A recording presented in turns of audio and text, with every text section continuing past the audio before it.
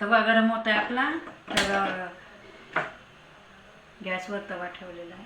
तवा गरम होत आहे. तव्यावर आपण ही सोप आहे इथे. सोप घेतली आणि जिरं, सोप आणि जिरं भाजून घ्यायचं.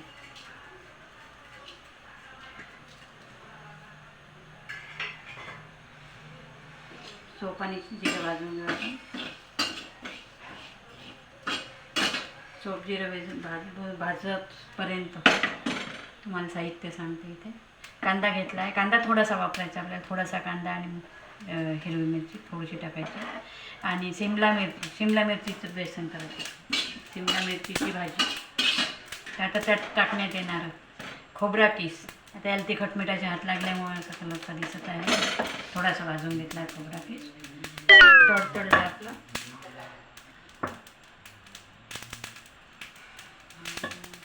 तडतडले आपले भाजून झालेलं आहे. हे आपण पोळपाटावर काढून घेऊ. खमंग भाजलेलं आहे. आणि याच्यावर आता थोडंसं तेल टाकायचं. शिमला मिरची भरायला जो मसाला आपल्याला तयार करायचा त्यासाठी आपल्याला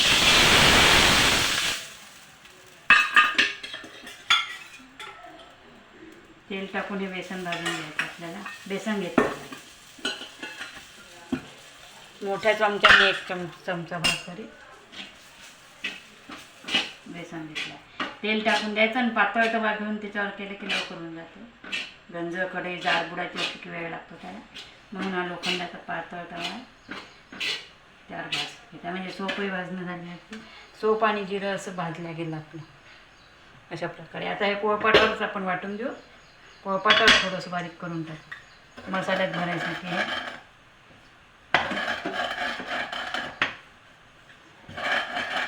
हे इकडे हलवून मोठं नाही करायचं. माझ्याकडे मोठं झालं थोडंसं. हे काढून घेऊ आपण आता जे जवळ आहे. हे हळद राहून कमी करूनच आपल्याला झालं पाहिजे. गॅस बंद करून टाकू आपण आता.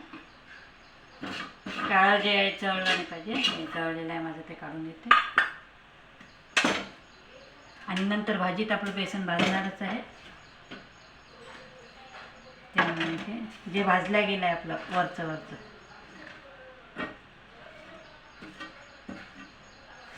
ते काढून घेऊन घेतलं आपल्या इथे. खाली हे जळलं आहे. आता गॅस मोठा असल्यामुळे जळून गेलं. ते थोडं कमी करावं लागतं. तर एक काम करताना एकच करायचं.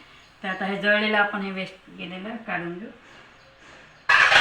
जास्त साहित्य असल्यामुळे आपल्याला बेसन जास्त लागणार नाही आहे. एवढं घेतलं आहे. आणि नंतर ते अजून भाजी करताना जाते.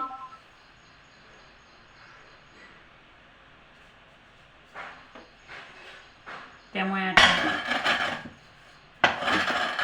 सोप आणि अर्धवट वाटून घ्यायचं. असं जिरं आणि भाजलेली सोप आणि जिरं जाड सोप भाजून घ्यायची.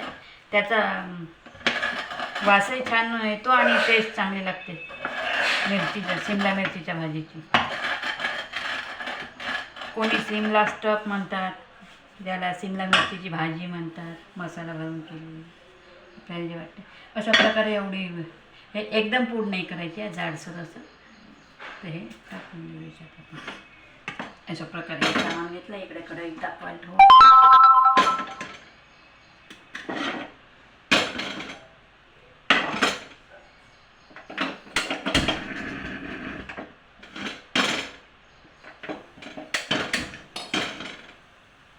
कढई गरम करायला ठेवलेली आहे. तेल टाकून द्यायचं. नंतर आपल्याला हा मसाला मिक्स करून घ्यायचा. पोळपाटाचं काम झालं आपलं. मिरचीच्या भाजीत जास्त तेल लागते कारण त्यात पाणी नसतं. त्यामुळे जास्त तेल घालायचं आहे. बेसनातही आपण तेल घालून बेसन भाजलेलं आहे.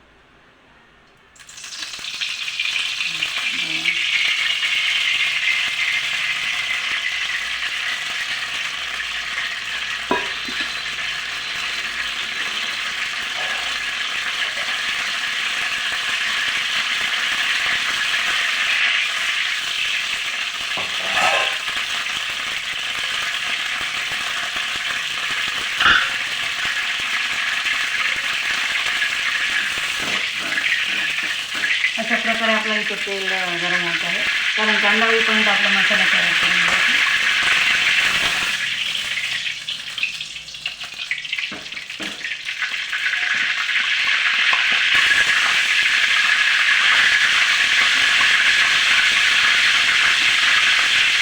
आता हाताने स्वच्छ धुवून घ्यायचे.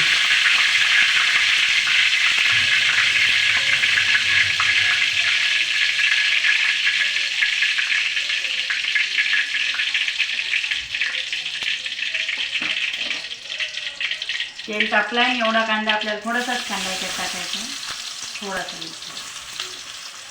आणि हिरवी मिरची थोडीशी 5.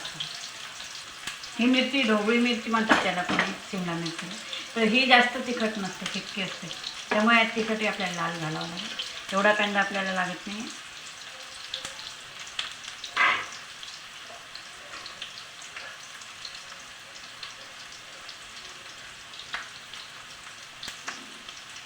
कांदा होईपर्यंत आपण हा मसाला याच्यातला तयार करून घेऊ. भाजलेलं जिरं, सोप, भाजलेलं बेसन, तेलात भाजलेलं अजूनही होणार आहे, आपण जास्त नाही भाजलं हे. आणि त्यात खोबरं, तिळाचा कूट, शेंगदाण्याचा कूट आणि लसण जिरं. लाल मिरची असल्यामुळे हे लसण जिऱ्याची पेस्ट लालसर दिसत आहे. लाल मिरची बारीक केली होती, लसण आल्यासोबत. इकडे हा कांदा आपला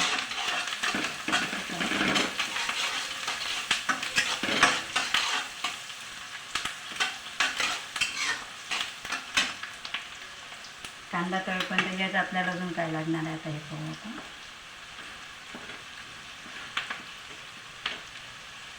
यात बेसन भाजताना जे गुठळ्या झाल्या होत्या त्या फोडून घ्यायच्या आपल्याला.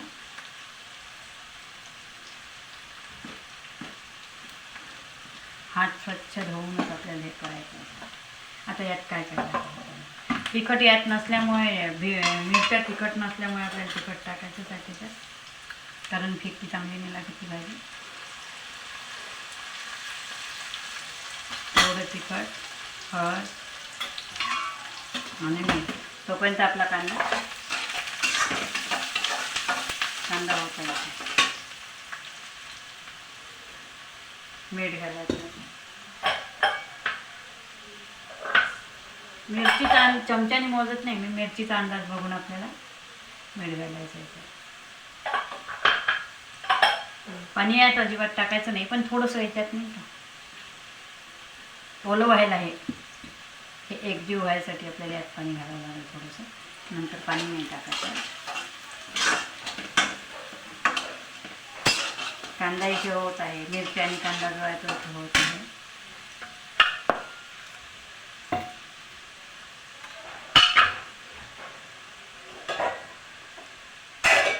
थोडंसं तेल घेतलेलं आहे इथे.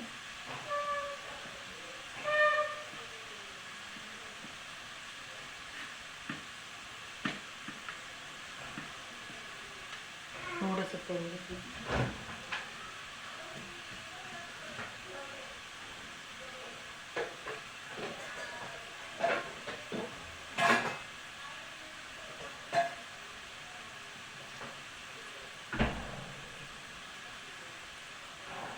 तसंच हे घट्ट दही आहे, थोडंसं घट्ट झालेलं आहे, फ्रीजमध्ये काढून ठेवलं होतं वरचं, ते घट्ट झालेलं ते दही आहे.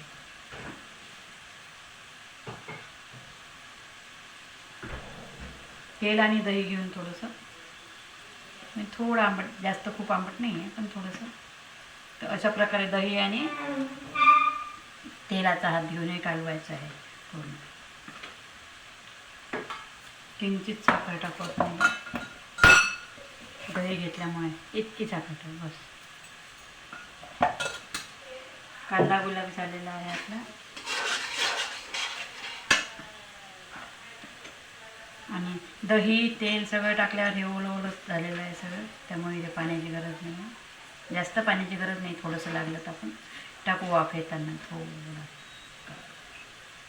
अशा प्रकारे हा तळलेला कांदा आहे, कांदा तळून झालेला आहे. काही फोडणीत राहू देऊ.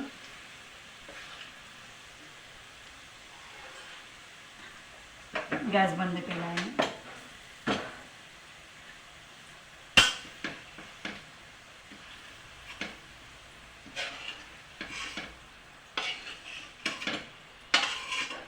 हेच तेल आपल्याला नंतर कांदा तळून घेतल्यावर आपल्याला तेच तेल मिरचीच्या भाजीत वापरायचं आहे. अशा प्रकारे आता लिंबू पिळू शकता तुम्ही या मिश्रणात. या सगळ्या मसाल्यात तुम्ही लिंबूसुद्धा टाकू शकता.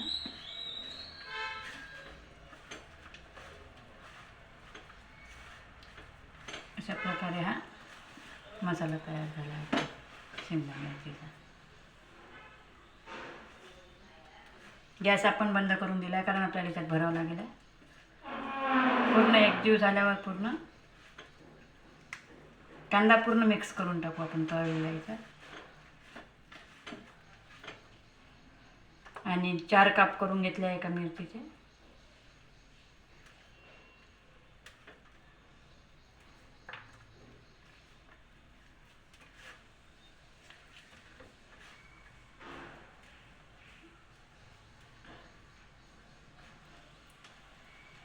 असे भरून टाकायचे आहे पटापट.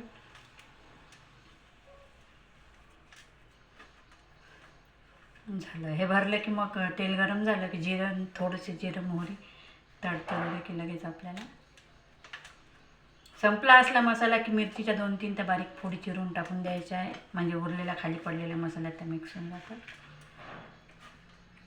मिरचीच्या दांड्या अशा लांब लांब असल्यामुळे मी त्यात थोड्या तोडून घेतल्या आहेत. एखादी राहिली आहे तुटाची कापून घेतलेली आहे. अशा प्रकारे आपण आता गॅस चालू करून एक मिरची भरलेली याच्यात सोडत राहू म्हणजे होत राहतात त्या. अशा भरलेल्या मिरच्या आपण याच्यात टाकून घेऊ आणि या भरत राहू. आता मोठा केला आहे गॅस.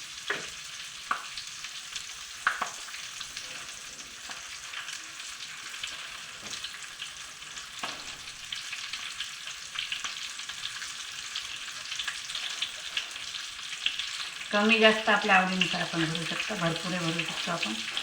अजून खूप मावतो याच्यात भरायचा असेल.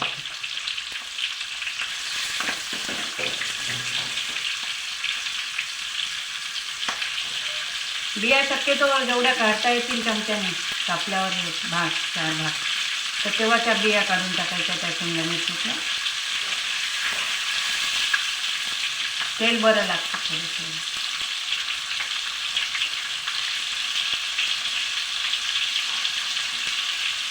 सगळ्या मिरच्यांना पुरा एवढाच मसाला केलेला होता त्यामुळे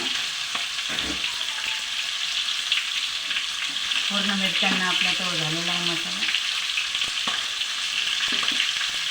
गॅस मोठा करून त्या होत आहे.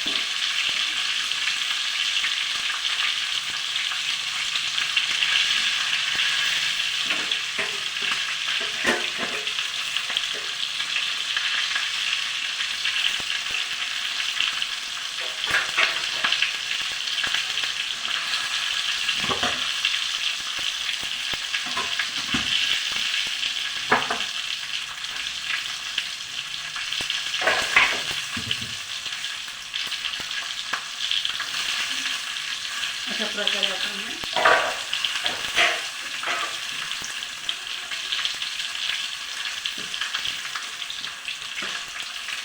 पातळ झाकण थोडंसं लवकर उतरतं आपल्याला.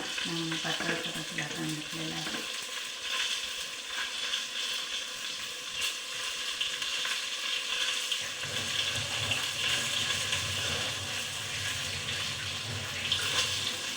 मोठ्या ह्याच्यावरच आपल्याला ठेवायचे आहे. झाकण जाऊ नये म्हणून झाकणावर पाणी घेऊन जायचं.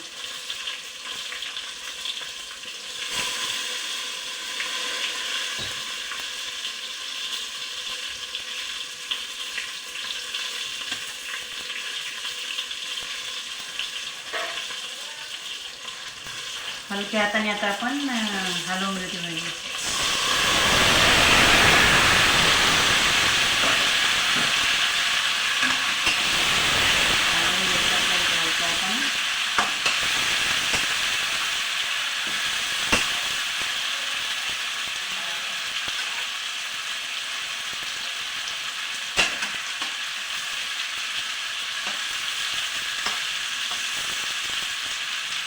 गॅस मोठा ठेवून आपल्याला चांगला मसाला झाला पाहिजे म्हणून मिरची चांगली फ्राय करून घ्यायची आपल्याला, म्हणजे त्यातला मसाला शिजला गेला पाहिजे. तसं त्यातलं कूट, दाण्याचं कूट हे सगळं भाजूनच घेतलेलं आहे, त्यामुळे ते व्हायला नाही. बेसन आधी भाजला आहे त्यामुळे खूप जास्त नाही झाली तरी चालते, पण मिरच्या तळल्या गेल्या पाहिजे, लालसर काळपट असं थोडं मिरच्या तळल्या गेल्या की तुम्ही कमी करूनही करू शकता. गॅस कमी करा, तुम्हाला जास्त काळपट नसेल लागत, मिरच्या जास्त तळल्या नसेल लागत तर कमी आचेवर तुम्ही करू शकता. जास्त हलवलं याला की तुटतात मसाला निघून जातो, तुटतात.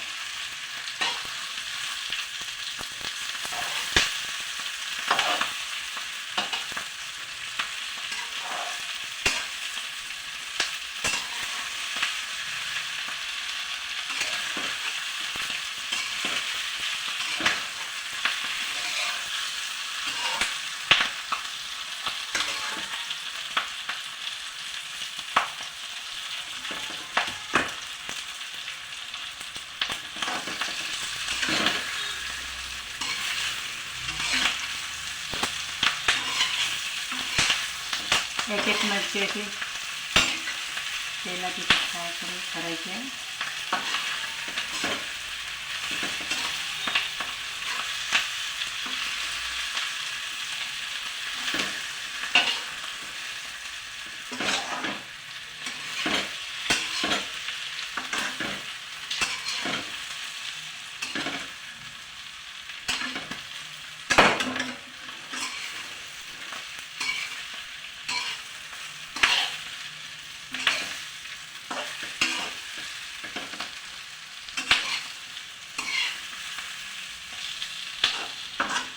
चिमल्या गेल्या पाहिजे मिरच्या.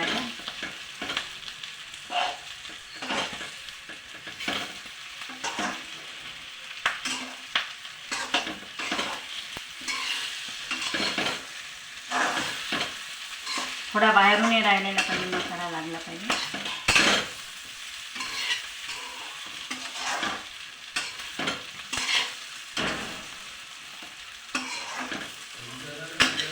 आता आपला गॅस आपल्याला थोडासा कमी करून टाकायचा, पाणी याच्यावरती टाकून द्यायचं, त्यात नाही घालायचं.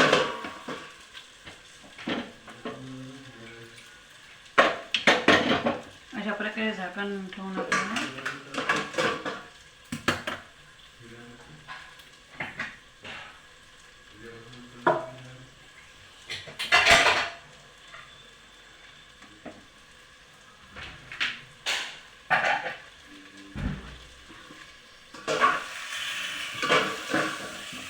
अशा प्रकारे शिमला मिरचीची भाजी आपली तयार आहे. तुम्ही कमी करून करू शकता, इकडे पटकन व्हिडिओ दाखवायचा म्हणून मोठा करते, थोडा कमी जास्त केला की आरामशीर चांगली जायची.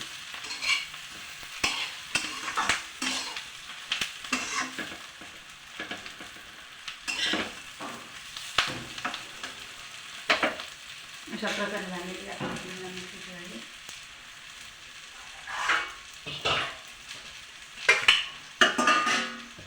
आपण यात काढून घेऊ आता.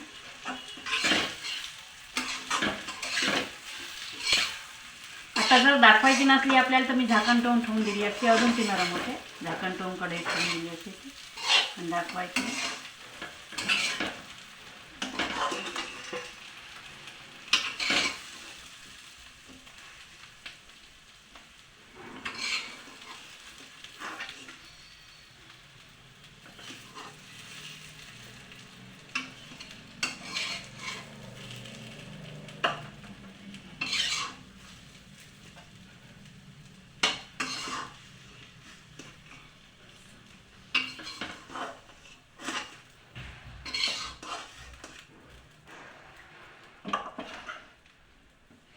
हा मसाला काही